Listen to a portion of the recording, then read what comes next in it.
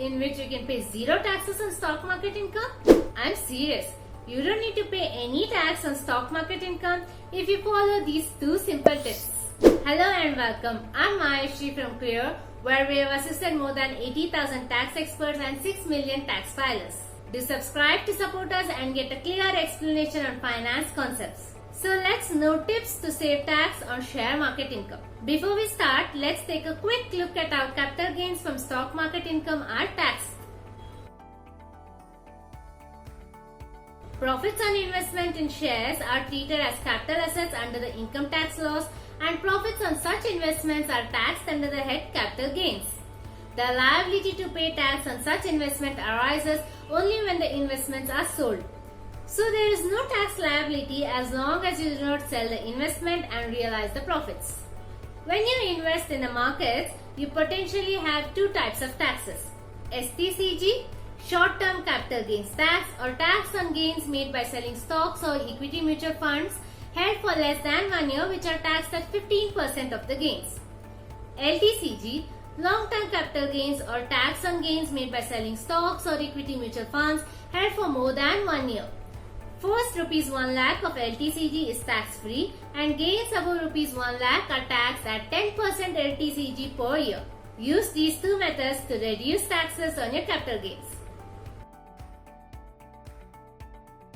First is to sell stocks and reinvest. Let's suppose in a particular year, you have made rupees 5.9 lakh from equity shares worth rupees 5 lakh.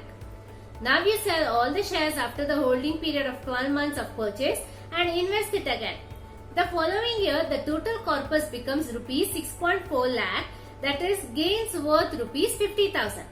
In this manner, your total capital gains was rupees 1.4 lakh and you paid zero tax. It is because if you would not have sold and reinvested, you are liable to pay 10% tax on capital gains above rupees 1 lakh, that is out of total capital gains of rupees 1.4 lakh, rupees 40,000 would be taxable at 10%. The method of selling long-term equity shares or redeeming long-term equity-oriented mutual fund investments to reinvest further to reduce taxes is called tax harvesting. However, it is extremely essential to reinvest the money immediately. Equity shares being volatile, their prices may change and you may lose potential gains. What do you say? Isn't it a best trick to save tax? If your answer is yes, please comment yes in the comment section below.